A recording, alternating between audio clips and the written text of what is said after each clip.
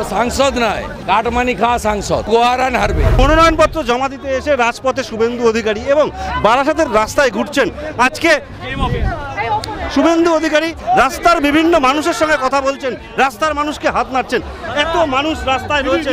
শুভেন্দুদা, মোদি ঝড়, মোদি ঝড়, মোদি ঝড়, মোদি ঝড়। এই মানুষদের আপনি দূর থেকে কি বলছেন? বলছি পদ্মফুলে ভোট দিতে, দেশকে সুরক্ষিত রাখতে, বিকশিত ভারত গড়তে, আর চোর মমতাকে তাড়াতে। বারাসাতের 3 বারের সাংসদ রয়েছেন কাকুলি ঘোষ দস্তিদার, তার ও গোয়ারান হারবে। ও সাংসদ নয়, কাটমানি খাওয়া সাংসদ। ও পিয়ে বাপি টাকা মাল তোলে। এই প্রার্থীকে কিছু করতে হবে না, তৃণমূলের লোকরাই হারিয়ে দেবে।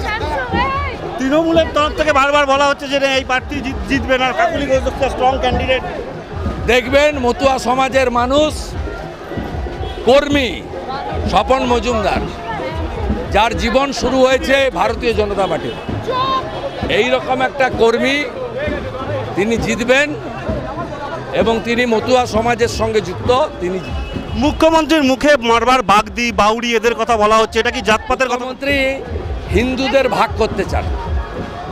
মুখ্যমন্ত্রী ব্রাহ্মণ, মাহিষ্য, কায়স্থ, বাগদি, বাউরি, কুর্মী, জনজাতি, গোর্খা, লেপচা, ভুটিয়া,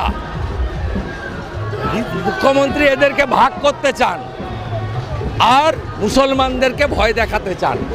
রাজ্যপাল হচ্ছে উনার ভোট ব্যাংকের পলিটিক্স। উনি 30% মুসলিম ভোট চান আর সনাতনীদের ভাগ করে তিনি কিছু ভোট চান, যাতে উনার চুরির সাম্রাজ্য থাকে। আমরা সবাই ভারতীয়, আমরা ভারতীয় সংস্কৃতিতে বিশ্বাস করি এবং সনাতন আর রাষ্ট্রবাদী মুসলিম আমাদের যৌথ জোটই এবার মমতাকে হারাবে। 35টা আসন আমরা পাবো।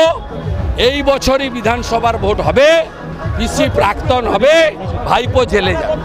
রাজ্যপাল এবং রাজ্যপালের যে রাজভবনের যে ফুটেজ, এটা নিয়ে কি বলবেন? না, আমি লাস্ট প্রশ্ন ছিল শাহজাহানের, শুনতে লাস্ট প্রশ্ন শাহজাহানের ঘটনা নিয়ে কি বলবেন? যে বারবার তৃণমূলের তরফ থেকে বলা হচ্ছে যে শাহজাহান নাকি দোষ করে। ওর উত্তর দিয়ে দেবে সন্দেশখালীর মা বোনেরা, ওর উত্তর দিয়ে দেবে খুন হয়ে যাওয়া প্রদীপ মণ্ডলের স্ত্রী, খুন হয়ে যাওয়া দেবদাস মণ্ডলের ছেলে।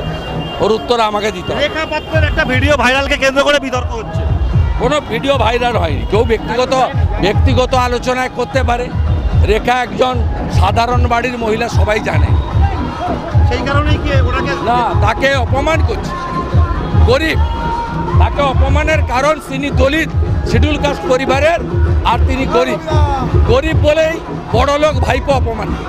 থ্যাংক ইউ, ধন্যবাদ শুভেন্দুদাকে। শুভেন্দু অধিকারী তিনি রাজপথে হাঁটছেন এবং একই সঙ্গে বলছেন রেখা পাত্র সাধারণ গরিব ঘরের মেয়ে এবং সেই কারণেই তাকে নানা রকমভাবে আক্রমণ করা হচ্ছে।